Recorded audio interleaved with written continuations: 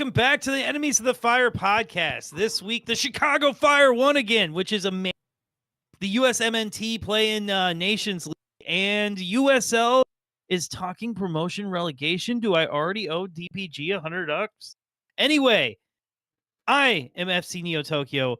That is James. That is DPG. And gentlemen, how are we doing on the eve of the Nations League semifinal?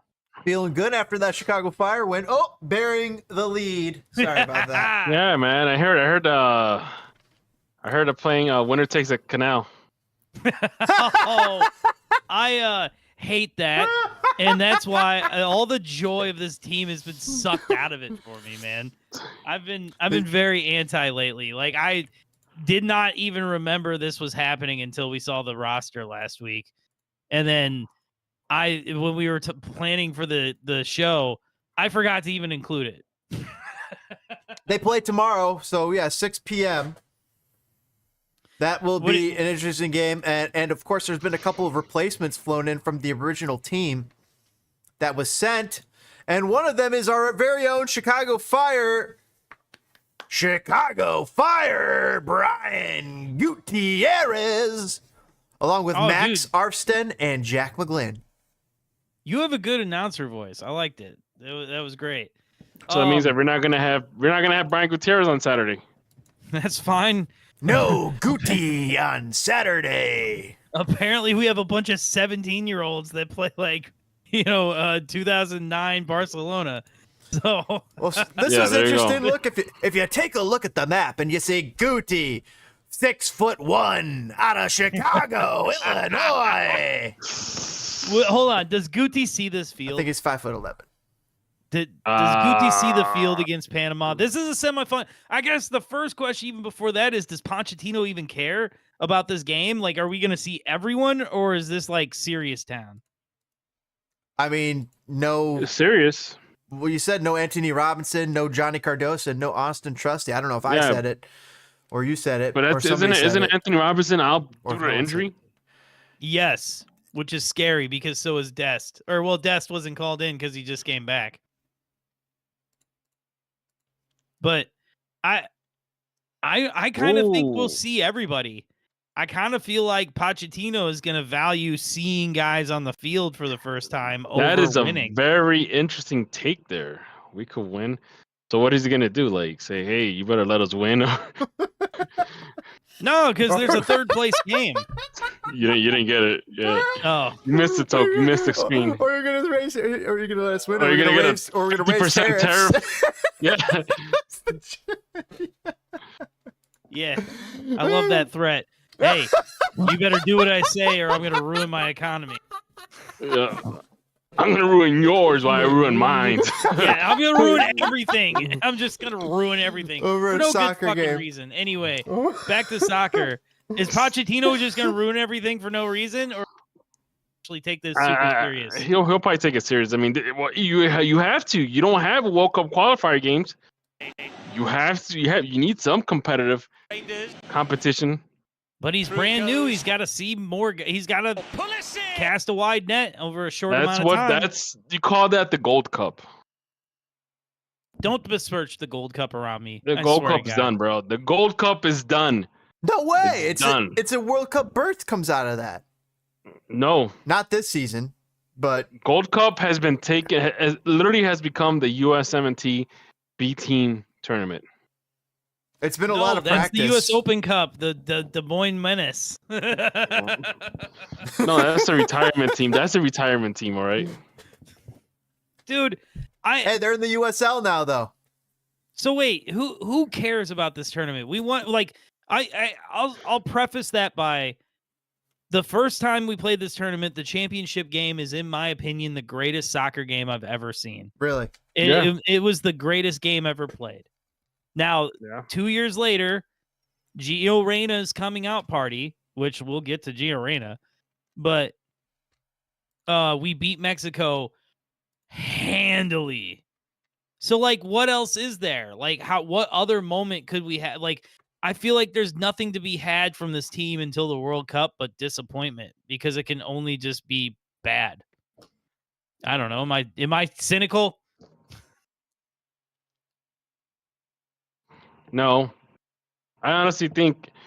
Look, if we got to face Mexico 100 times because that's the only competition we have before the World Cup, then by all means, that's the closest we're gonna get to We have Canada now too with Jesse Marsh. We have Canada, yeah, and they got they got a Bayern boy. So I mean, they got some talent. And Jonathan Osorio's all right, and then they got Jonathan David up top. So I mean, they got some talent. Well, who's the other game? Because if we beat Panama and go to the final, who's on the other side of the bracket? Is that Mexico and Canada, or is it Mexico and somebody else? Well, I'll take a look. It's Canada and Mexico. Okay. So we play Mexico or Canada no matter what. First, championship game or third place game. The games will be right after each other too, tomorrow. Oh man, that's God.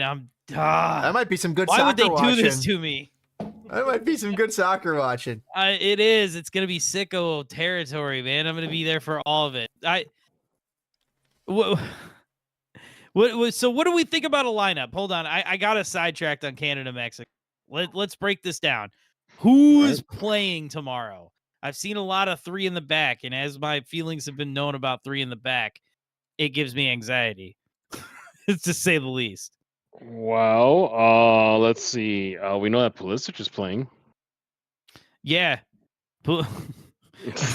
Talk about another wreck the economy. I have a theory. I'm going to put it on the internet now. Right. Pulisic plays better the worse humanity gets. Like when COVID was hitting, he was playing like R9, right? When everybody was locked in their homes and miserable and going through mental health issues, Pulisic is flying high. Now, the global economy is crashing down around us, and Pulisic is playing the best ball of his life. Are you telling me he's one of the? Are you telling me? Are you trying to say that Pulisic is like one of the 4 horsemen or something here? I don't remember red, white, and I don't remember a red and white and blue spangled bannered horse. Dude, if we get into a depression, we're gonna win the World Cup. Oh my God, Pulisic is gonna have like the tournament of his career type of situation. Oh God. Anyway, seriously, Pulisic's a lockdown starter. Get that out of here. Pulisic's a lockdown starter. Josh Sargent apparently in everyone's starting lineup is up top. How do we feel about the Sargent? I mean I don't know. He's always so hot and cold. Every time I'm like, yeah, kind of like Josh Sargent. He shits the bed. No, here's the thing. Nobody has asserted themselves. Nobody. Not a single one of these. I'm waiting for Sargent. I'm waiting for any one of these strikers. Florin Balogun. One of these guys. He's been hurt. Balogun's been super hurt. Haji Wright just came back and scored a hat trick. I want one of these guys to assert themselves to a level where we're looking like that. Like, okay, yeah, you got to get that guy in. Like, you have to get that guy, because I'm not seeing a guy that you have to get in like Pulisic. Like, you have to get in. Jedi. Like, those are 2 guys that you have to get in. And Jedi being goalkeeper, hurt, I don't see anybody where I'm like, oh, I have to get that guy in. Although you said Steffan in the earlier segment,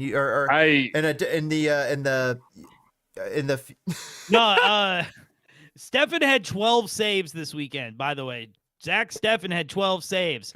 Do you think Pochettino thinks highly of Zack Steffan? Do we see a Zack Steffan start? I mean, you taking Zack Steffan over Matt Turner? I still find it hard, even knowing that news. Taking either one of those guys, I'm like, where is my real option? Where is my real option for the 2026 World Cup? Because I'm wasting these guys' time. Because if this is the best that we have. Well, wait, are you showing the people this lineup that you're looking at here? Yes. He is. Okay, 3 in the back gives me anxiety. But B, Gio Reyna has shown no reason to be on a soccer pitch. They can't see, but it shows Matt Turner in goal. Well, and Gio Reyna in the center of the park. No. What? I mean, I would rather see Gutierrez at this point than Gio Reyna. I feel like Gio Reyna has got to get playing consistently. Like, there's no reason. What is Luna here for? Well, I think Luna starts. I think Yeah. I think it looks a little bit well. This does intrigue me because Musa and McKennie have been forced to play the wingback position before, like at their club teams. And if we don't have Dest and Anthony Robinson, and like I don't know how you feel about Massey, but like I kind of like that. It's giving me less anxiety. And I've been hearing that you've become a big Tyler Adams fan lately. So Yeah, after he discovered that he's actually playing pretty good. Yeah, no, hey, Tyler Adams is very injury prone. He's a but destroyer. he's playing right now, and the World When he Cup is plays- next year. World Cup is next year plus 3 months. It's less than 450 days as the Men in Blazers tweeted out a picture with Clint Dempsey and a little sign that said 450 days, and I'm like, I can't even think past 7. Like, I don't know Patrick how Schulte, is it time to start Patrick Schulte in net and be like, all right, sorry Zach, sorry Matt, we know we're wasting your time here because we're looking for the guy to be the guy, and I'm not sure you guys Chris are the guy. Brady is better than Schulte. So Then Chris why Brady isn't he here? Because Guti's here. Yeah. Does Guti see the field? I don't think he does. Let's see on this lineup. Let's see in the midfield. Tyler Adams, nope. Johnny Cardoso, nope. Diego Luna, no, Cardoso nope. went home. That's Jack McGlynn. Okay. So Tyler Adams, Jack McGlynn. Luna, nope. Probably he's probably gonna be a late nope. late Reyna, sub. Nope. And Tessman, nope. I don't unless he impresses in practice, unless Pochettino goes, oh shit. The Chicago kid's got some spuck. Well, I don't know, man. I hope to see some people. I do want to see some changes. How strong is this Panama team? They're usually our the thorn in our side. Oh my gosh. Is this gonna go well? Are we gonna win this game? This is a team. Well, yeah, I think. Take a look at these forwards, US... and do you notice who's not here of the forwards? Someone James down. a- Someone down. He's Someone gonna bring down. up some obscure guy. Someone down Mexico way.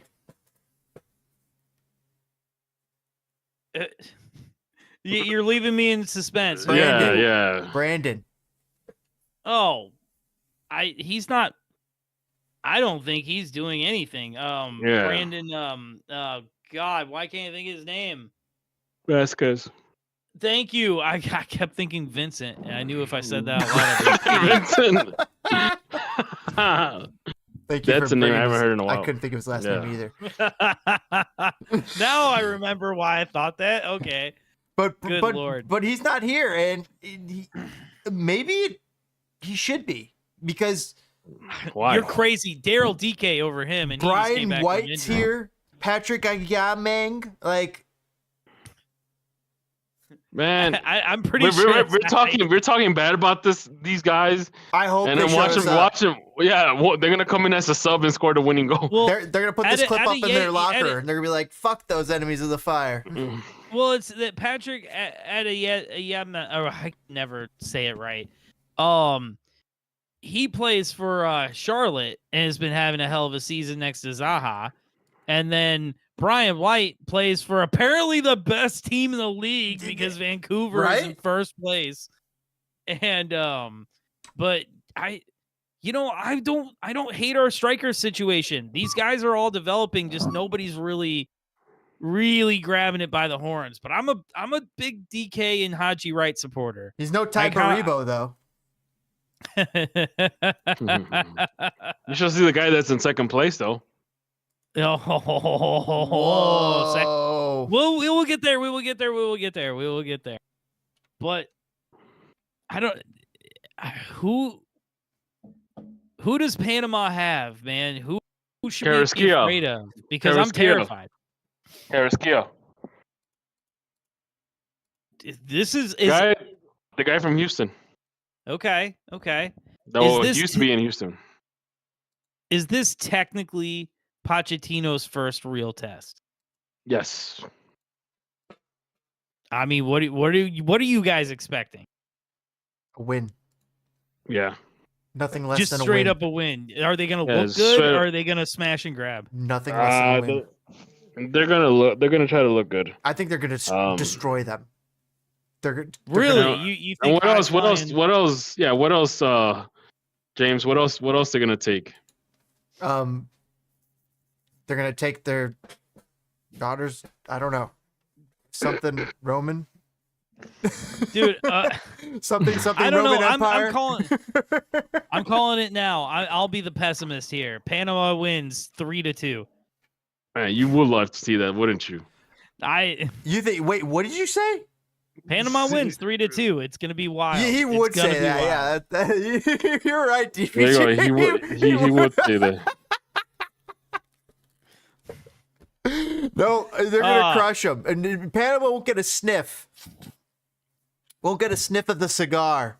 It's all right. Until after the match. It's gonna be 3-0 smoke job. Whoa, 3-0. DPG, what do you think? US wins 2-0.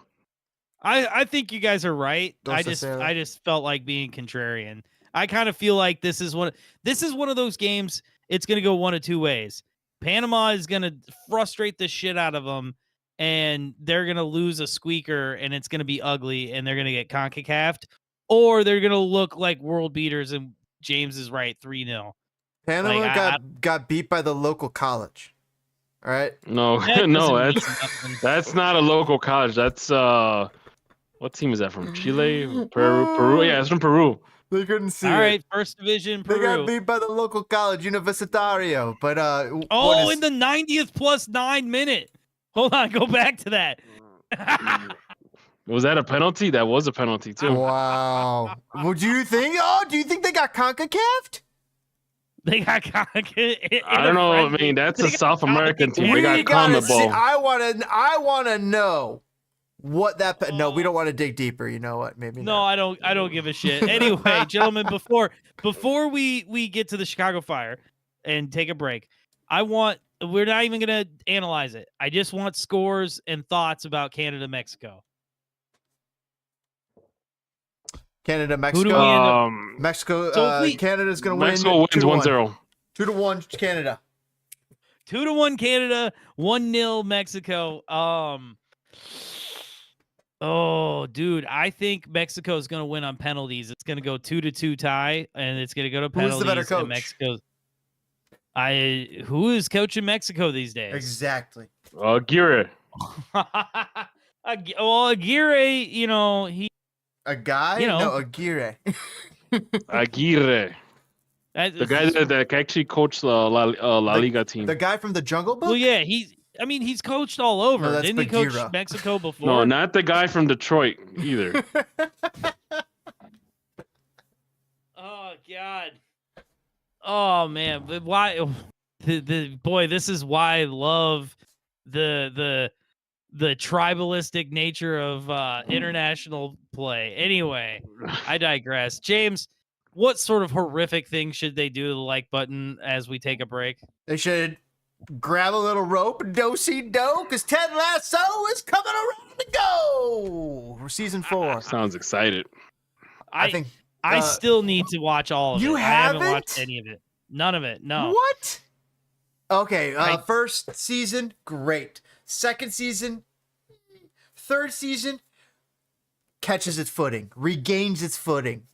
It's like it restored. It's awesome. Like it was on shaky ground after the second season, but the third season came around and they landed it. They stuck the landing. It was good. I would suggest checking it out. First 3 seasons. Well, I'll get that free week preview when season 4 comes out. And then Watch all 4. smash through it. But it's gonna take you a while. I mean, like they are long episodes, but they're fun. They had some great acting, and it's funny. I was watching some recent movies. Like there was this the recent Spider-Man movie, Enemy. What's his name? Venom. Oh, Into the Spider. Oh, No, it was Venom. It was I'm sorry. He's an enemy of Spider-Man. So that's how I was trying to remember who it was. But it was Venom, the new Venom movie, and there's 2 or 3 people from Ted Lasso in it. That to the point where I was like, "Whoa, Ted Lasso!" And it was really fun because Keely was in it, and she speaks American. Even though she's from Britain, she puts on her best American accent. That was pretty fun. And then Danny, Football is Life, was a bartender, and I was like, oh, Football is Life. It was a fun little movie, and it took me out just for a moment seeing them, but at the same time, oh yeah, it took you out of the immersion. It's like, that's Danny from, oh, that's Keely from. Yeah. Oh, that's even though like you see that. Oh, that he's also Bane. I mean, like anything can really take you out of the immersion, right? DPG, have you seen any Ted Lasso? Yeah, I watched all of it. With your wife? Oh, really? Do you like it? Yeah, it's worth watching, bro. Yes. Okay. I've wanted to see it forever. I just haven't pulled the trigger. Can I tell you? This is how I know I'm starting to get old. I'm terrified that I'm gonna screw it up to where I'm gonna get like the week like for free from Apple, and then when I cancel that, it's gonna screw up my MLS package thing, and I'm gonna like lose my free season of MLS. You're not. And the way the MLS package works, you've already paid the $99 for the entire season, so you're already unlocked for that. And how it would work is they would cancel it at the end of that. Okay. Yeah, for 100%. Okay. But if I just didn't want to even happened, I just didn't want to mess that up. Because I watched so much 360 and Ted sure messes discussed. it up a few times in Ted Lasso, but it was a blast. I really enjoyed it from start to the middle. It got a little, me and the wife, it got a little hard to watch. We were like, but we kept tuning in. We kept tuning in because it was live. It was like every Friday or something. They would have a new one for a while there. So with the Apple TV, it kind of releases like in a weekly kind of like old TV. Like every week there's a new episode that'll release. And that was kind of fun because we had that to look forward to. So I would catch up before season 4 launches. So that way you could enjoy season 4 as it deploys. But season 4 is going to deploy over a series of 8 to 10 to 12 weeks, depending on how many episodes they have. Well, then let's do a little little segment about the current Ted Lasso. You know episode. what we should do is we should just do right now. I mean, not right now, but in the future, a little clip. Like, all right, Ted Lasso episode 1. Bam, recap. Let's talk a little about. Oh, did you hear about what Roy Kent did? I don't know if I'm gonna invest it that hard. I'll just watch it. You got to. You got to see Roy Kent. You got to see some of these. Jamie, all right. It's legendary. Danny, Football is Live. All right. You've convinced me. We got to get out of here because we have Chicago Fire to talk, who have won games. I can't believe it. All right, one game, and kick that like button. Help us hit our goal of 500 subscribers this year. We'll be right back here on Enemies of the Fire.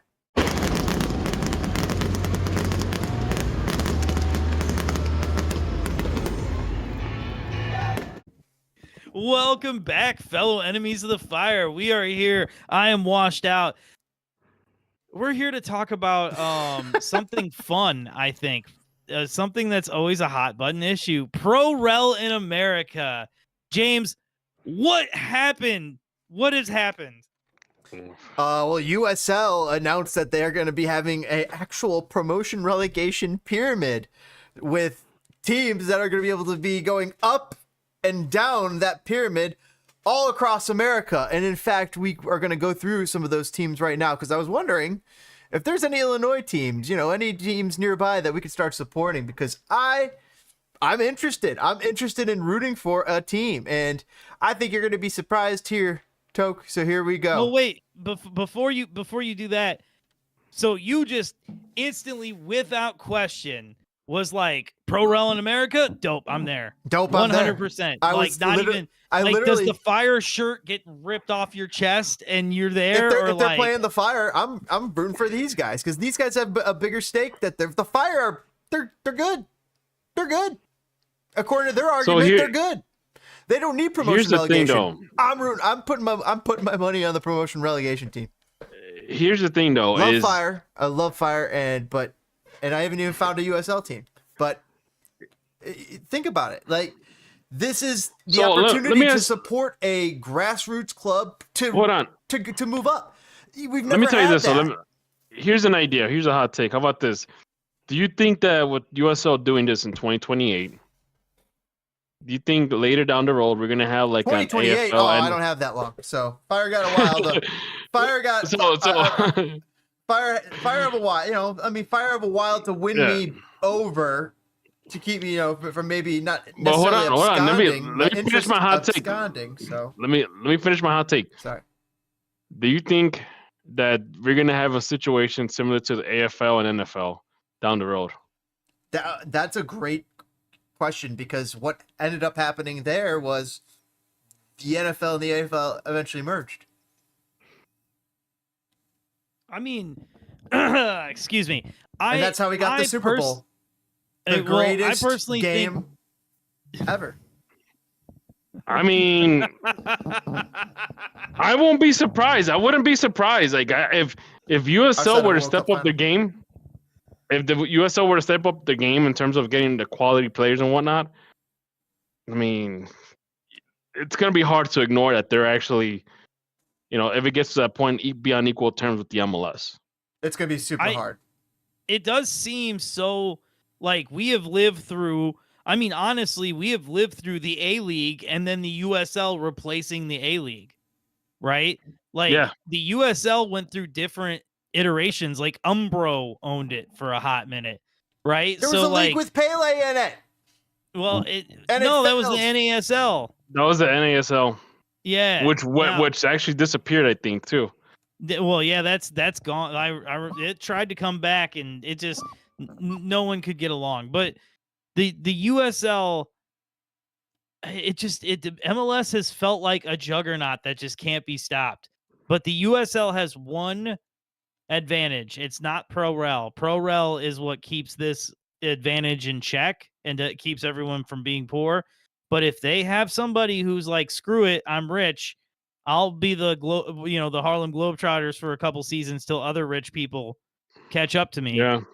If they get the money, that's when it all changes. If they're willing to, not Saudi prices, but if they're willing to go a little ridiculous with it, you could see some massive change. Now, I think one thing that's you're gonna tell that the writing's on the wall is if you start seeing U.S. Open Cup finals with an MLS team and a USL team in the final. Mm-hmm. You're right. I didn't even think of that. If you start seeing that more often than not, like if there goes a period where now you have to have a USL and an MLS team in the final, at that point you have to bring up this question, like whether or not maybe MLS start integrating into that whole pyramid. Or how would you do it at that point too? How would you integrate all these 30 MLS teams into this? You do what England's been telling Scotland, what England's been telling Rangers and Celtic. You got to go in at the third tier. Yeah. Here's what MLS needs to do. They need to get out ahead of this. They need to get out ahead of this ASAP, because they could cement themselves at the top of this head, because honestly, the USL Super League teams, we know that they're not going to be as good as the MLS teams right off the bat. Well, so let's see. Who's in the Super League? Who's in the Super League? Yeah, let's see. Let's take a look. Well, like so we is just this, saw. Hold on. So is this their first division? This is division. This is their biggest, their best division, Super League. Brooklyn FC, Carolina Ascent FC, Dallas Trinity FC, DC Power FC, Fort Lauderdale United FC, Lexington SC, Spokane, Washington Zephyr FC, Tampa Bay Sun FC, and Sporting Club Jacksonville. Okay. Oh, wait, there's more. Oh, wait. Chattanooga, Indianapolis, Madison, Oakland, Palm Beach, Phoenix, Tucson. So hold on. Before we, all these teams here, I don't recognize any of them. I think a lot of these are new teams. But I think Fort Lauderdale might have still, but I don't know. I wish they would have promoted some of their other teams to this as opposed to here's the thing. teams. Here's the thing. This is like the new teams, but if you look on that list and towards the bottom that James was showing, that's when you start seeing the Phoenix Rising. That's when you see Forward Madison, Indianapolis, Indy 11. I forgot the name of the Chattanooga. That's not Forward Madison. So I'll show you. What? I'll show you because I've did a little research here, boys and girls. Birmingham, and so this is the next league down. Birmingham Legion now FC. Now it looks familiar. Charleston Now it looks Battery, familiar. Colorado Springs Switchbacks FC, Yep. Detroit City FC. Las You Vegas recognize Lights. the logo. Locomotive El Paso, Hartford Athletic, kind of the Hartford Whalers stuff going on there. Indy 11, Las Vegas Lights, Lexington SC. Wasn't there a Lexington up there too? Yeah. That's what Loudoun United, Well, hold on. Louisville I City, figured this out. Miami. Hold on. Monterey, New Mexico United, North Carolina FC, Oakland Roots, Orange County OC Club, Phoenix Rising, Pittsburgh Riverhounds, Rhode Island, Sacramento Republic, San Antonio, Tampa Bay Rowdies, Tulsa, Future Clubs, Brooklyn FC, which was on the other page, Milwaukee Pro Soccer, Santa Barbara Sky FC, Sporting Jacks, which was also on the other page, Oklahoma City Energy, USL Dallas, and Pro Iowa. All right, I think I figured this out. Okay, what is it? They're gonna rebuild the. No. So the other page, all those teams that were like listed are all teams that are going to be new when that league starts. They're going to start up. The other ones that are like joining, they're stuck in this league until until 2028, right? So they're giving those teams a chance to rebrand if they want to into that Super League, right?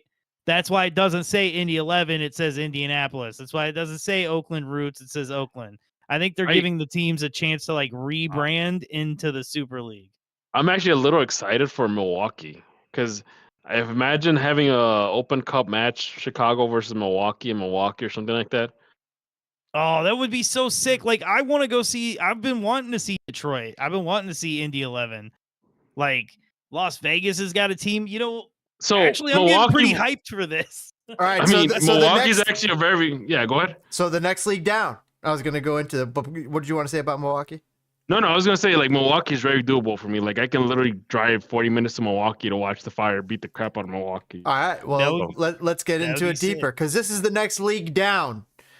After that, so you got AV Alta FC. I have no idea what that is. Let's find out. There's going to be a lot of teams. You might want to scroll. Well, I'm just curious about where AV Alta is. Where are they even located? Yeah, I want to know. Is there an Alta City? I want to know where. Yeah, I want to know where the hell Alta is, because I thought they're a ski season ticket. A ski resort town. A ski resort town with a soccer team. The pitch. Space Valley. We are the Aerospace Valley. We are a valley of 500,000, 13 long 13 cities, all interconnected. We are proud. What? What? Lancaster, Lake Los Angeles. It's California. Okay, so it's like a valley. California. Okay. Charlotte Independence, Chattanooga Red Wolves. That's a cool logo. Madison FC. Yeah. There they are. Dude, these are fun teams, man. This is going to be really fun. I like their logos. Greenville Triumph, Knox. It's like a very modernized logo, like very modern looking logos for like MLS teams. I know. I like these. I like one Knoxville SC. Look at that. That's a sick crest. So FC Richmond's Naples, in the Portland Hearts of Pine. Look at that Hearts of Pine crest. Hearts of that's a cool man. That's gonna get Park Portland Ranger to run. and everybody. Look at the Portland Hearts of Pine. That's freaking sick. Richmond. They're gonna get Portland Timbers a run for their money, man. South Georgia. I'd rather get that. South Georgia Tormenta FC, Spokane Velocity, Texoma FC. Did I say Richmond Kickers? I think I did. Union Omaha, Westchester SC. So still no Chicago clubs. Have you guys noticed? So just to be clear, Richmond Kickers is like a legacy team. Like that team has been around since, man. Like I remember seeing that team like in Championship Manager. You know who hasn't had a team is Corpus Christi, Texas. But they're going to have a team now too here in USL League One. But get this, it gets better. So that's the Super League, the Championship, the League One. But there is a League Two. That's where Peoria City is. Pyramid, guys. So here's the Great Lakes Division. The Great Lakes Division is centralized around Michigan and Lake Michigan and Lake Erie-ish, kind of, but mostly Lake Michigan. AFC Oh, they Ann should've- Arbor, Flint City They Bucks. should have called they should have called themselves the Flint City Tropics. Oh, oh my gosh, that could have been funny. That would have been perfect. Midwest United is, I think, in like Grand Rapids. Northern Indiana is in South Bend. Yeah. Oakland County is kind of near Detroit. Union Macomb, I'm not entirely too sure. Lansing is in Michigan.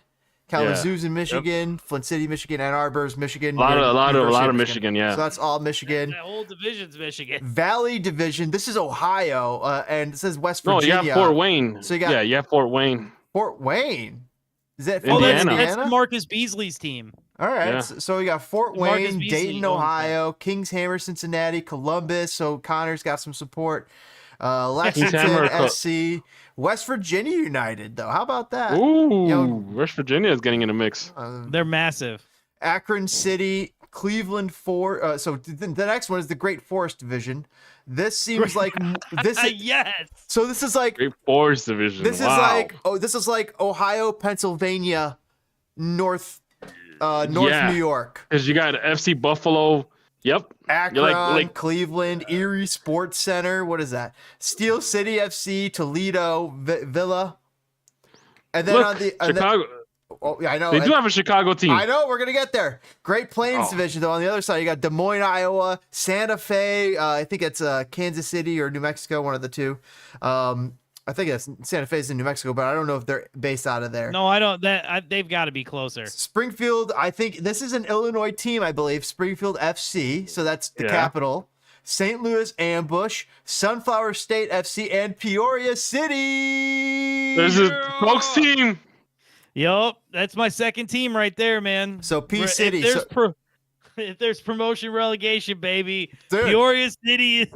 I know, dude. I might be in, but Peoria City and Springfield, so that's kind of down southern Illinois. But we have teams closer to Chicago, and this is the Heartland Division. Chicago City Dutch Lions FC. So obviously they're from Ohio. No, they're from Chicago, but so that's awesome. Finally, we got a city team there. Minneapolis City, I think that's in Wisconsin. I'm just kidding. Minneapolis. In Wisconsin. I'm just kidding. That's in Minnesota. River Light FC. Now, where do you guys think they are? Isn't this a Chicago team too? Get ready for it, boys. Oh, so you're gonna have a derby between River Light FC and Chicago City Dutch Lions? You know, there's so many people who would be happy to see the enemies of the fire go to that derby. Oh man, dude. All I gotta say is it's 106 miles to Chicago. We got a full tank of gas. You know what, man? Pack of cigarettes. It's dark, and we're wearing sunglasses, and we're in Joliet. If there's ever going to be a soccer ride in Chicago, it's going to be between the River Light City FC fans between and Chicago and Joliet. That would be amazing. So Joliet, River Light FC, RKC Third Coast. That's in Wisconsin, I believe. Rochester FC. I think that's also Wisconsin or something. Who knows? St. Croix, definitely Wisconsin. Wisconsin, yep. And guys, Sueño FC. I have no idea where they're at. Oh. Wait, Sueño's from Joliet. All right, never mind. Oh, okay. Sueño's from Joliet. Okay, so the other one was Aurora. Okay. Dude. So wait, like, River we have Light. a division with 3 local teams in it that get to play against each other. Dude, lower level soccer is so much. So dude, man, it's gonna be like and Joliet, the battle, and Chicago the City, battle of the counties. Oh yeah, the battle of the counties. Dude, the lower level soccer is so much fun to support. It's like supporting MLS 20 years ago, man. Yeah, because I can imagine. Wait, there's more. That's just the Central Conference, Eastern Conference. Like 200 teams in the USL too. In the lowest division, but they can all fight for promotion. That's I don't think they're not going to be included. No, they have to be. It's a developmental league. Did you see they said a 3-tier pyramid? Super League, Championship, League One. That's the ones that are going to do the promotion. It makes sense. It makes sense. So this is a developmental league because like Peoria City keeps signing players, but they're all college kids. They all play at Bradley or Eastern or wherever. Damn. Right? All right. So I'm not so excited for these teams anyway. So now you're saying I gotta find. So now you're saying I gotta find one of these Super League, Championship, League One teams. Well, look at the bottom. Look at the bottom. Look at what USL also has to compete with the NWSL. Yeah, I'm good. USL. Oh wow. What a hater. Hey, what are you talking about? He said, "I'm good." Oh man, I love. You forget your crowd, Toke. Hey,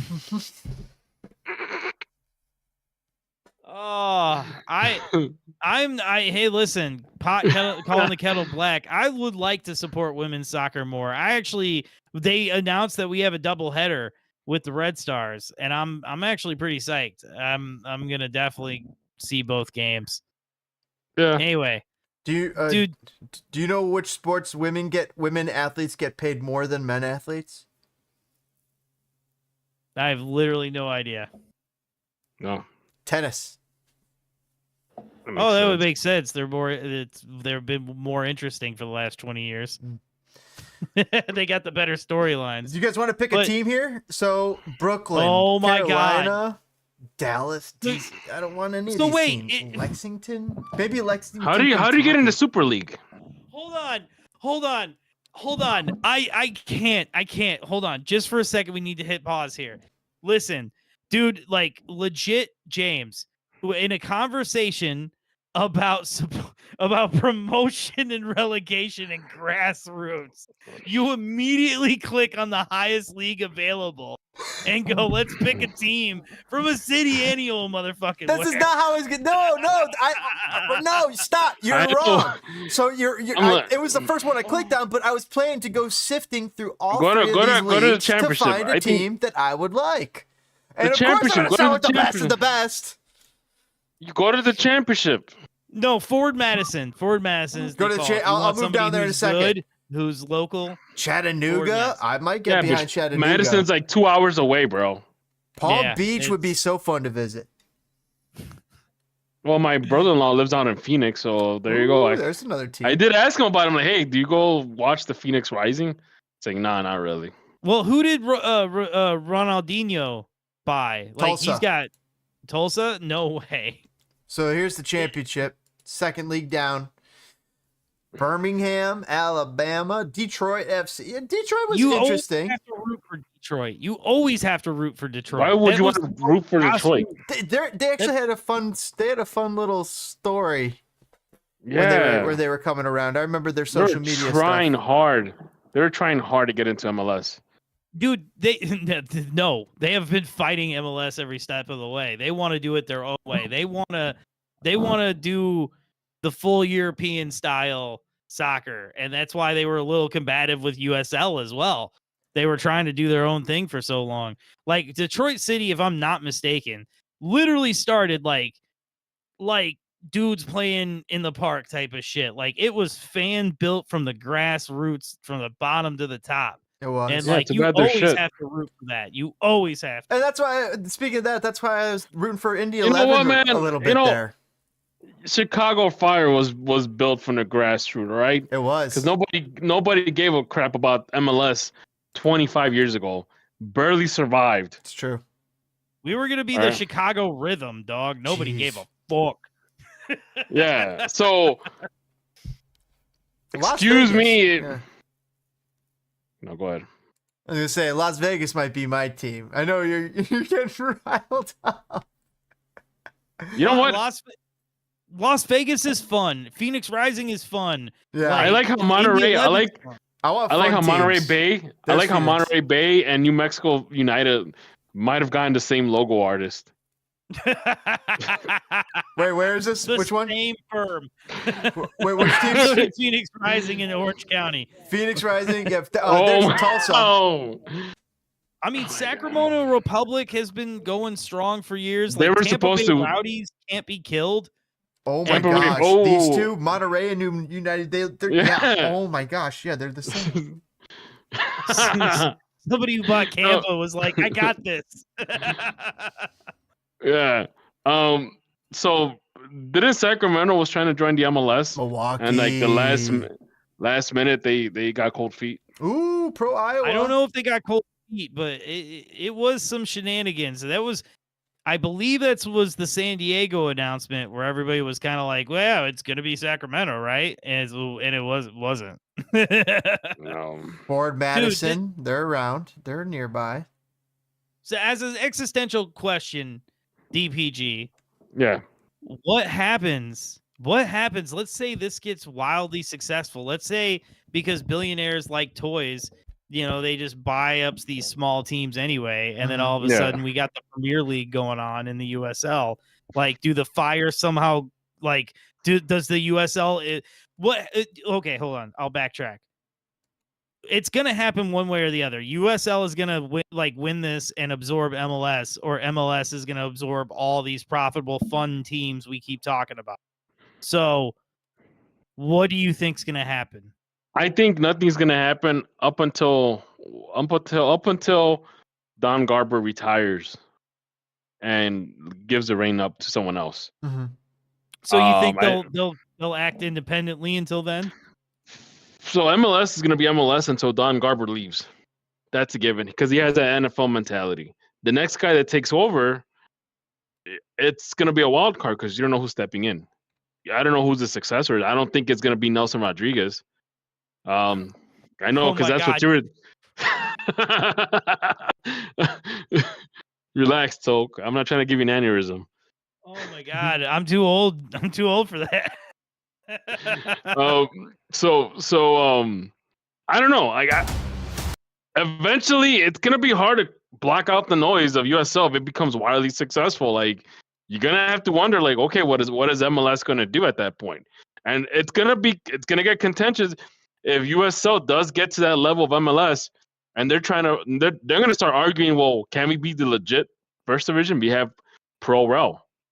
MLS doesn't have that. MLS is just a standalone league. So at that point, what is wildly successful? Like, what do we see for this Super League? This is 3 years away. Like, what are these stadiums looking like? Well, if you start seeing USL teams win the US Open Cup, yes, that's that's a huge indication right there. Well, does that have to happen first before the dominoes start to fall? Can they get invites? That's a big point of contention, I think. But what do these stadiums look like in 3 years? Does Indy 11 have a big banging new stadium, or are they playing in college fields, or are they are they co-opting the NFL stadium in town? Like, what do these stadiums look like? I gotta assume that they're gonna start making, depending how long, if this does take off, they're gonna have to start investing in soccer specific stadiums. Like, we're talking about the moment you start seeing these USL teams make or build, soccer specific stadiums that can hold 20 to 25,000. At that point, you have to ask, what's going to happen next with MLS? So they don't say how many teams. They haven't said how many teams. Oh, none of that's worked out yet. None of this has worked out yet. I'm even slightly skeptical whether it will actually happen. Well, let me read this because they've already voted on it. The United Soccer League, the USL, announced today that a supermajority of club owners voted to implement a promotion and relegation system, marking a groundbreaking decision that will reshape the future of professional soccer in the United States. This is from USLsoccer.com. The USL becomes the first professional sports league in the United States to adopt this global model, creating an interconnected 3-tiered men's professional soccer system where teams earn promotion to a higher division or face relegation to a lower division based upon their performance during the season. With this historic step, the USL aligns with the world's top leagues, including the Premier League, La Liga, and Bundesliga, where promotion and relegation raises the stakes of every match, drives fan engagement, and elevates the overall competition of the game. A new chapter in the American soccer story begins today. The decision by our owners to approve and move forward with this bold direction is a testament to their commitment to the long-term growth of soccer in the United States, said Alex Papadakis, CEO of the USL. This is a significant milestone for the USL and highlights our shared vision with our team ownership to build a league that not only provides top-tier competition, but also champions community engagement. Now, just as it is the global game, more communities in America can aspire to compete at the highest level of soccer. It's time. Yeah, Last they're there to month, compete. so here's the other contingency though part. Last month, USL announced plans to launch a new Division 1 league in 2027 to 2028, a pivotal step in its vision to establish a fully integrated three-tier professional system. As defined by the United States Soccer Federation sanctioning standards, Division 1 is the highest level of professional soccer in the United States, with the USL Championship Division 2 and USL League 1 as the Division 3 already providing a strong foundation for player development and competition. The addition of a Division 1 Super League completes this structure. All three leagues will be interconnected through a structure of promotion and relegation system where more matches matter, rewarding performance, and unlocking new opportunities for clubs, players, and fans. Promotion and relegation transforms the competitive landscape of American soccer, says Paul McDonough, President and Chief Soccer Officer of the USL. With the 2026 World Cup and other major international events approaching, we have a unique opportunity to build on that momentum and create a sustainable future for the sport in the U.S. Fans and stakeholders have been clear. They want something different. They're drawn to the intensity of high-stakes competition, where more matches have real consequences. They keep repeating this, just like we see in European leagues. This shift challenges the status quo and brings a level of excitement and relevance that can elevate the game across the country. So you know what they're doing, right? They're essentially building a whole infrastructure that they're going to compete with MLS, and it's going to be hard to ignore it once if this does take off. And at that point, they're going to be like, look, we have a whole system in place. We have a promotion relegation. We have a first division, second division, third division. Who's more legit, a standalone league or us? Coke, I mean, you were saying that you saw this as a bit fleeting at first, but upon reading these words, do you have any second thoughts? Because this guy sounds like a guy with conviction, and unless this guy's getting canned before in the next 2 years, which is possible, it sounds like he's going to be getting the chance to bring his vision to life for the USL. Business deals come down to the very last second. Man, stuff changes all the way until the very last second. So we could see this as almost a giant threat. And in 3 years, at the beginning of the 27 to 28 season, the Super League is technically MLS 1, MLS 2, and USL then 1, MLS USL cuts a deal 2. with them. And MLS is like, all right, we'll cut half your teams in. Let's get this going. But I think that's actually how it's going to happen. I think they'll independently exist for a minute. But the second a team is poached in one way, on one direction or the other, if MLS starts picking off like, hey, Indy 11, hey, Sacramento, hey, whoever, but really, realistically, if MLS adds even one more team, they're almost forced to split the league in half and do promotion relegation. There's too many goddamn teams as it is. Mm-hmm. So I don't know. What happens to our beloved Chicago Fire? Like, if this league starts taking off and there's a Chicago team in the near future, like, do you guys start to drift to that? Do you think the Fire will be absorbed into USL? I'm attracted to it right now. So, absolutely.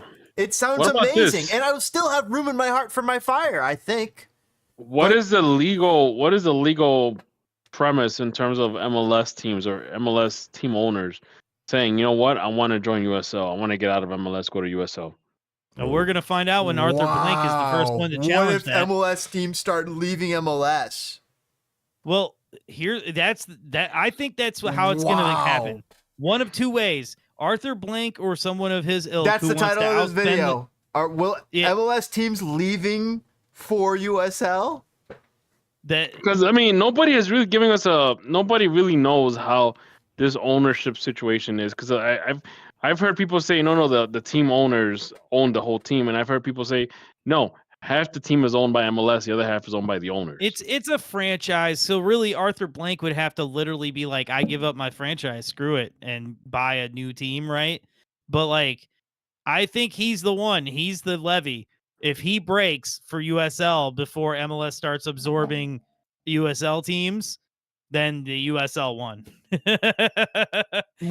that announcement, they've won me. So what? Well, a question. Let's say there's in nothing 7 MLS years, can do to win me unless let's- they do promotion relegation. Like, I want games that fucking matter. This is what they're talking about. I want what the EPL has. I want that, and they're offering it to me. That is a product I wish to purchase.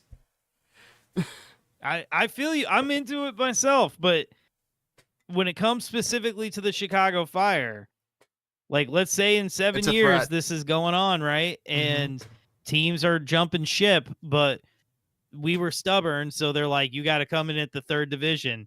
Are you just moving to a more popular Hell team that you've no! already been watching, I'll ride with or are the you going to watch Fire! the Ride with the Fire at that point. Hell fucking yeah, we're in for the ride. Are you kidding me? That's the dream. 7th division Chicago Fire? That's Let's the do dream. this. To the top, baby. To the top.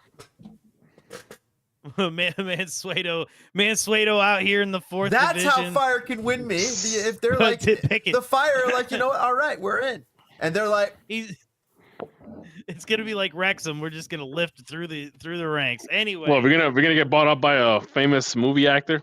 yeah, I don't think so. Oh God, no. Mansueto's rich enough. And speaking of, I think the USL is rich enough with excitement that we should take a break We should. and come Yeah. back and talk all things Chicago Chicago Fire and Chicago all the soccers and stuff.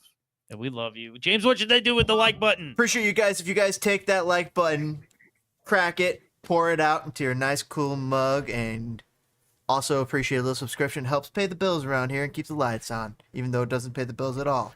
And the lights are not really connected to the likes, but we'll catch you on the flip side. Be right back with Chicago Fire. Bye. Subscribe.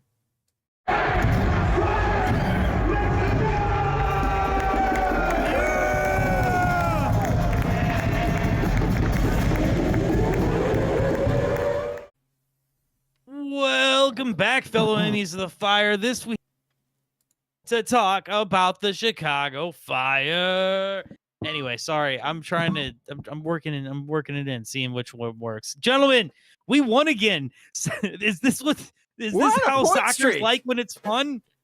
Yeah, we're on Yeah, a it point is, streak, actually. guys. Like, we got points the last 3 games, and it's not just a win streak. We're on a point streak of a 3-game point streak. This is awesome. And we've been averaging 2 goals a game at the very least. In some games, we've scored more than 2. Yep. And so, like, to let the people know, the Chicago Fire took on Toronto. They were on the road again. By the way, these 2 wins have been on the road. And the Chicago, we went down, but I, at no point, guys, actually felt like the doomerism that I've felt in years and years and years. I was just like, oh, okay, let's see what happens. I would agree with that. Like, you know, what's interesting is because DPG and I felt it in that Columbus game, or we could feel it. Like, you knew it was coming. So you knew that the snap was going to break. And then in the DC game, that was another game where, like, in the last few minutes, like, in the Fire give of the ball, and you could kind of feel it. Something happened after that DC United Chicago Fire game way back on March 1st, 2025. Because the Chicago Fire were a totally new team on March 8th against FC Dallas. And then what came on March 15th against Toronto in the final 30 minutes, it was really the final 30 minutes of watching the Fire, I was like, I think we got this.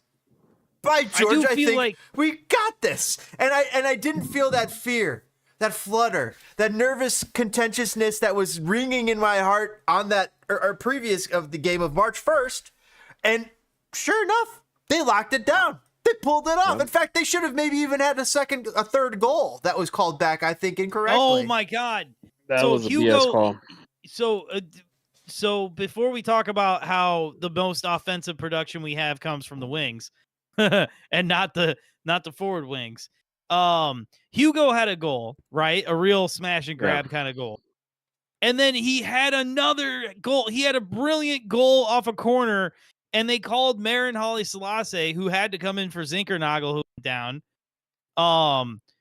And they called him for a foul. Dude didn't do anything. Like, that was the lightest, like, worst call. I mean, It was light. It was so light. I'm a goalie defender, light, and that was light. So it was Sean light. Johnson, On top of that, it was there. He was like sandwiched between a defender and a goalkeeper. Yes, there was a Like, defender hard there too. sandwiched. Like, it was ridiculous. And then Sean Johnson freaking falling down like he got shot. Like he just he sold No, that wait. he sold that so well. Marin, who just finally got on the field for the first time this season, and then that happens to him. I felt bad, but he wasn't too bad. He wasn't too bad in this game. Speaking of feeling bad, that's me feeling bad about what I said about Gutman last podcast or 2 podcasts ago, because here he is shutting me the up. 2 goals in the last 2 games, and to be honest, this game, he had people in his pocket.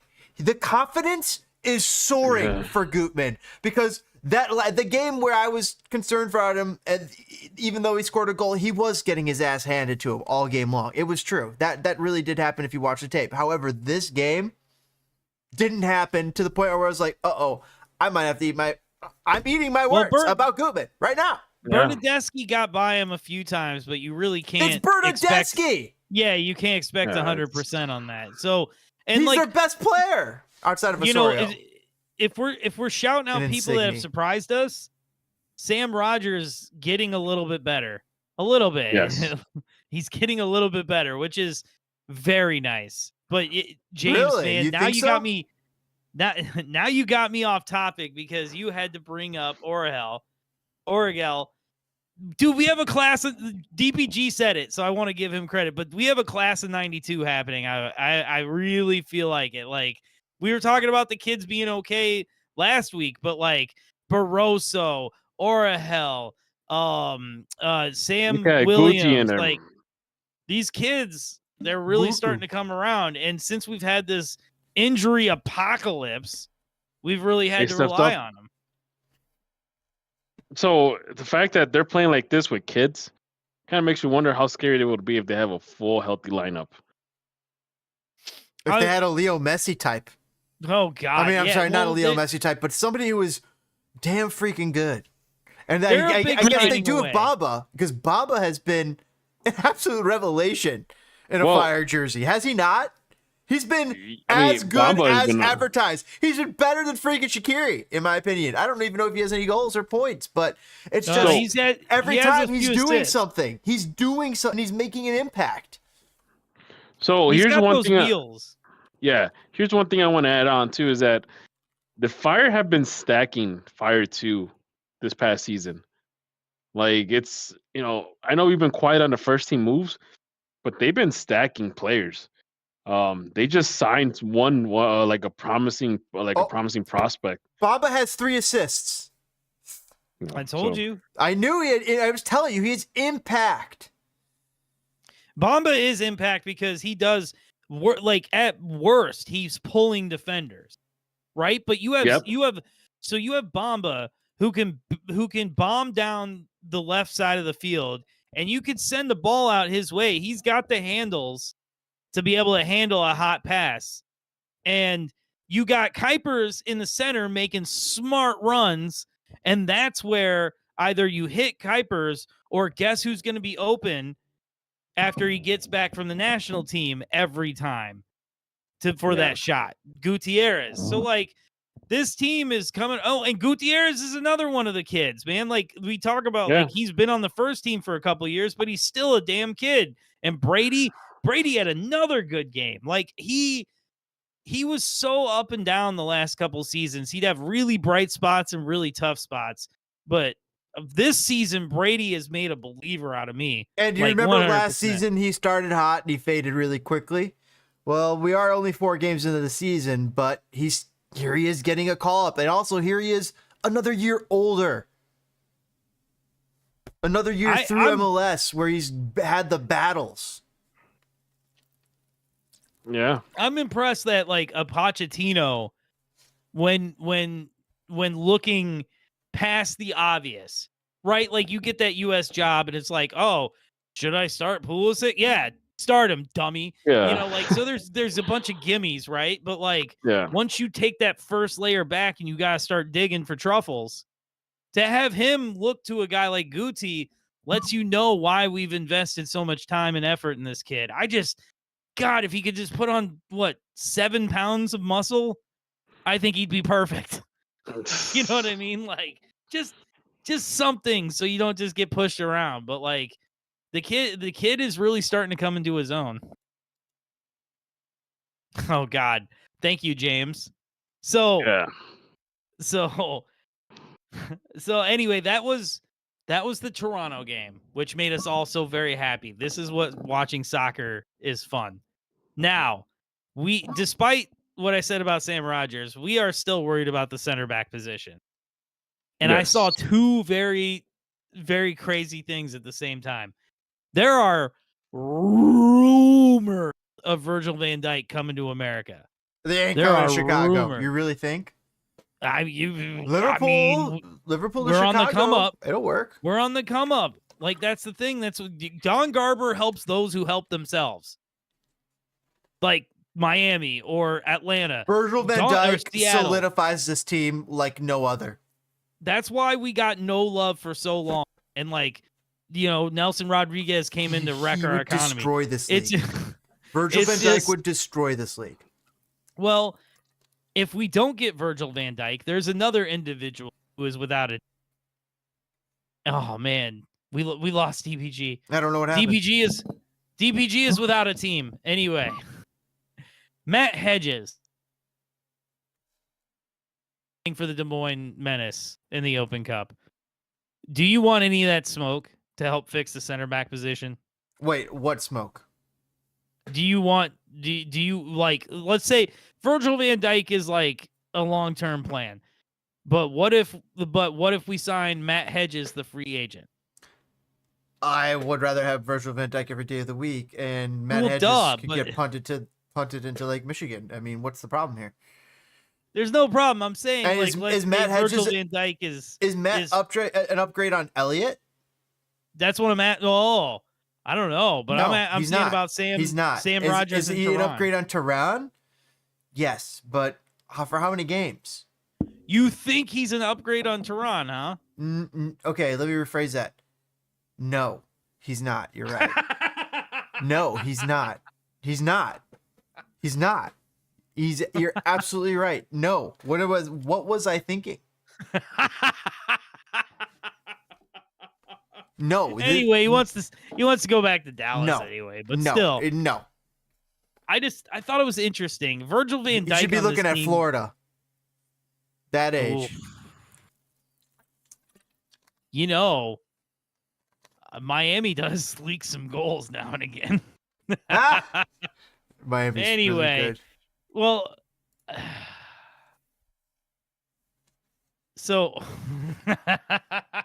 I saw this image, and I don't think it was Dean's to give away. Let's put it that way. No, I don't think it was his place to give it away. I feel like this would look more like the "This Is Sparta" moment where the dude kicks the other guy down the well. Like that's kind of what this feels like. Barroso looks like the real deal. Like it literally looks like he's gonna ruin MLS for a year. He's wrecking MLS right now. 4 games in. Yeah, and then all of a sudden in like 3 years, it's gonna be like, oh, what team's in third in the Premier League? Oh, they're right back as Barroso. Wow. Like this kid looks real. This is like some actual Football Manager stuff. It's like when you sign that kid who's got 4 stars on arrival, but when you were scouting him, he's a 2.5. He's a 1. He's a 3. They're like, oh, this guy's just a 2.5. He's got 4-star, 5-star potential. He arrives. He's really arrives at a 4-star potential. He's still got 5-star potential. This guy has so much potential right now because he's not long for MLS with the way he's destroying it. We already mentioned it, but the youth movement is something that, like, you know, it was one of those things that was in the back of your mind because, like, we made a couple big signings. We did the Bamba thing, you know, stuff like that. But then it was like we kept signing the kids, kept signing them. It's like, well, either they really believe in the process or they're selling us a false bill of goods. And it looks like it's starting to pay off. 19 years old. I mean, out of Sporting, like, come on, man. That you can't ask for better pedigree. You really can't. Like, this team is so fun, finally. Like, even like this game coming up, we're playing with house money. We had a 3-game road trip and we won the first 2. And now we're going up against the number 1 team in the league right now, 4-0, Vancouver. And it's like, we're playing with house money. Who cares? Like, so many people are hurt. Like, they're talking about guys are finally back to training. Like, Kasame was in training. And the Fire might even, but they lost. But we lost a few well, they players. lost, but like, here's the thing: hold everybody back. Don't bring anybody back this week. Anybody who's like kind of ready, don't bring them back. Let's get stomped. Let's get the hell out of town, and let's bring them back for the study what they game. do, see what they do, because for next time, just in case we meet them again when it matters. James has aspirations, baby. Hey, we got Greg. We have a top 5 coach in all of MLS. Nothing is off the table, guys. It's not going to happen in 1 year. It really won't. It'll stun me if it does, but it's just. It'd be very Chicago Fire for it to happen in 1 year. It's fucking gone. Yeah, I mean, it's fun. I can't believe it. I know I was the sky is falling week 1. You were, dude. I was trying to back you off the ledge. I'm like, come back. Come back. I'm holding on to DPG's got a rope. He's thrown out to me. He's holding me. I'm anchored down. I'm reaching out to him. We're literally looking down at like 1,000 feet of crevasses, and I'm like, come on, Choke. It's not over. It's 1 game. It was just so much excitement led up to the 1 game that it hurt so bad. So I kind of just want to get this week over with because I want to go to a game. I was sick for the home opener. I haven't been to a game this. And we're gonna stomp Montreal. Oh my God, we're gonna stomp Montreal. But before Montreal, so wait, this Vancouver game, they're gonna be without Brian White. Blah blah blah. They are gonna be without Brian White. They got a chance. Putting your betting tips now. Putting your betting bucks now. I like that. idea. Don't do that. We're playing kids. We're getting like free supplemental roster spots because we have so many injuries. Oh my gosh. So yeah. But they're gonna play their best players. We're playing with house money. If we can get a draw this game, how ridiculous would that be to start the season 2-1-2? Like, how crazy? The season's already started ridiculous for us. Oh, we're 2-1-1. To me, that's my bad. I bet 2-2-1.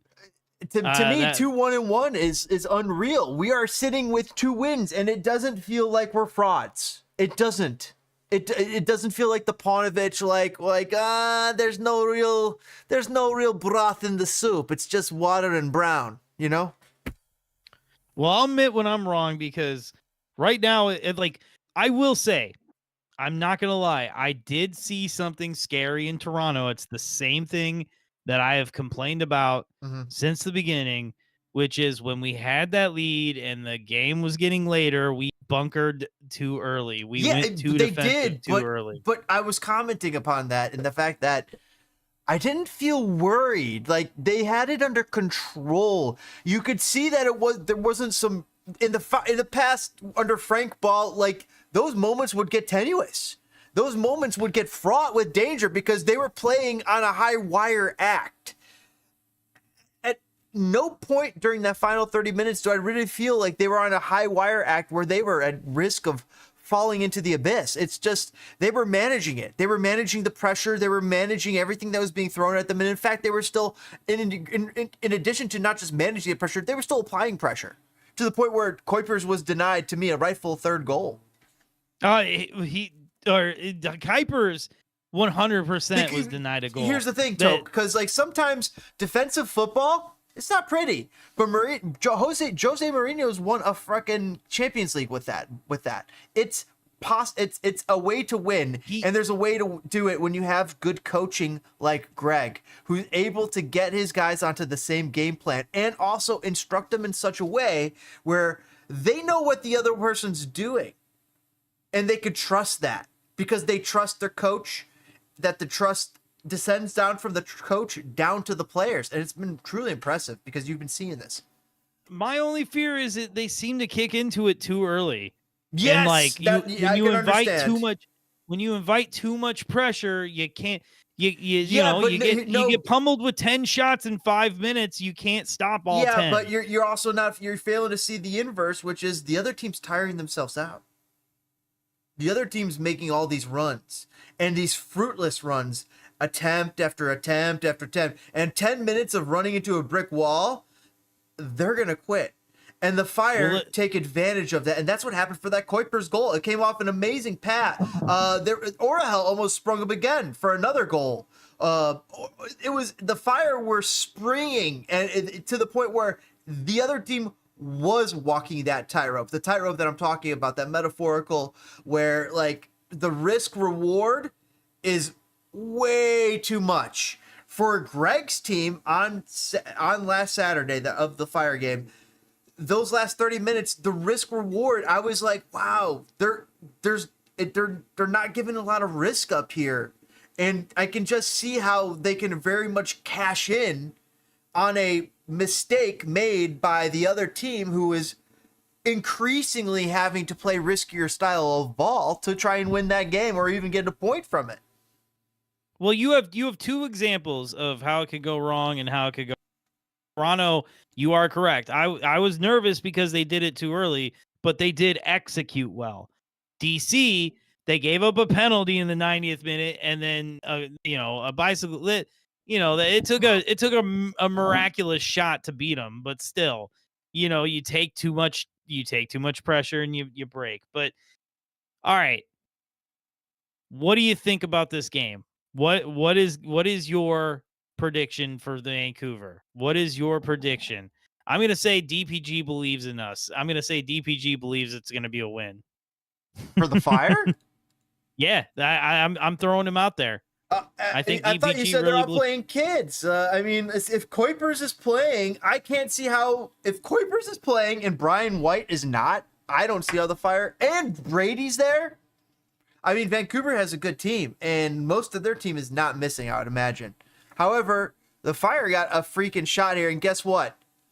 They got to lose some time. So you're saying that I mean, and if this happens, you think we're happy this week, but you're saying the Fire could win 3 road games in a row when that used to take 5 seasons. I mean, I don't know. It's Berhalter's son. Yeah, 100% yes. It's a father-son affair. I don't know, like Blackmun, I think I know that guy, but I don't really. Like Ahmed, same thing.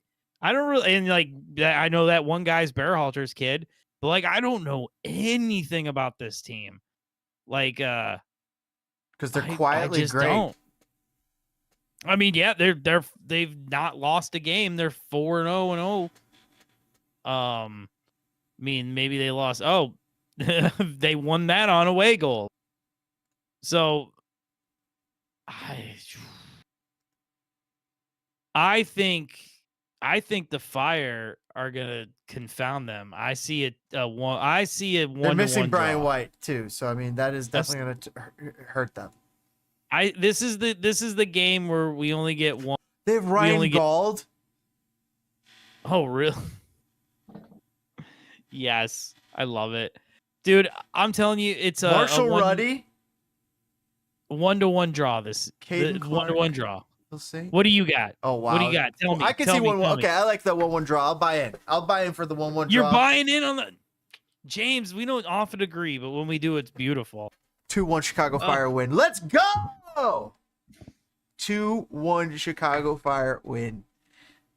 Okay. I really I'm like the with 1-1 call. I think that's really what it's going to be. But here's the thing: when you said it, it made me believe that it was possible, because here the Fire are standing with 2 games in my opinion where they feel wronged. The Fire feel wronged, right?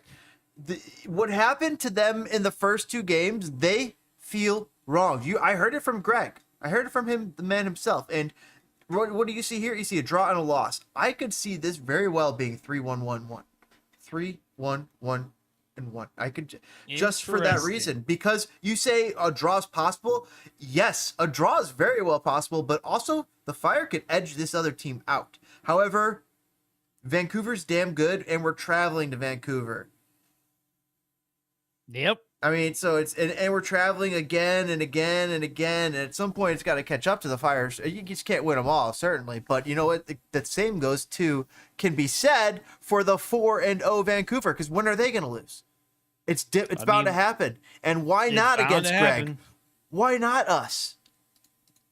I love it. Why not us? Okay, so before we sneak out of here, because this has been a wonderful episode, I got one more thing to ask you. One more thing to talk about. I've said it 1,000 times. This is an injury apocalypse. So, how long before we are fully legit? How long before this team is like firing on all cylinders? We're like locked in. We're not really worried about transfers. Like, is that like after the summer window, will we be like, wow, we have a complete team? What number is Jonathan Taves of the Blackhawks? 18 games in, the 19th game. All right. The Boom. 19th game. The All 19th game. I don't know when we'll look whole, but it'll take 18 games. Coming back it's going to take 18 games, but the 19th game, we're going to be like, there it is. I mean, we could really start going down the rabbit hole. Constant injury and like kind of hasn't looked great. Does Marin Holly Selassie beat him out for that role? You know, like we have some questions. There's some questions. What does it just? Oh, it's exciting again, James. I can't believe it's exciting again. And why is it exciting, Toke? What has changed with the Chicago Fire to make it exciting? I hope there's actual hope in like. Who's the GM of this team? I think that's Greg Berhalter. I don't think it is, but it is, right? Technically, it's Greg Berhalter is the coach and GM, technically. Because he's the bald guy of soccer operations over there. He's the technical director. He's the director of baldness. But the great thing is that they handed him the controls. They handed him the entire kitchen, everything. They gave him the sous chefs. They gave him the ability to order what he wants, what ingredients. It's been. I hope he's not done yet, because it's. Greg Broughton is his name. The Chicago Fire's general manager's name is Greg Broughton, but it's really, he's got 2 G's too. Is this a made up name? Did you not know this? This is a made up name. We literally. This guy isn't real. He's talked about this. He's a paper tiger. No, this dude's more like he fills out the paperwork. Like Greg is, he'll go and like iron out all the details of the deal, but Greg will be like, get this guy. You know what I mean? Right. Greg is in charge, and change is happening much faster than I thought it would, and it makes me so very happy. I am not going to lie. And it has. It's happened faster than I thought it would. Greg is making an immediate impact.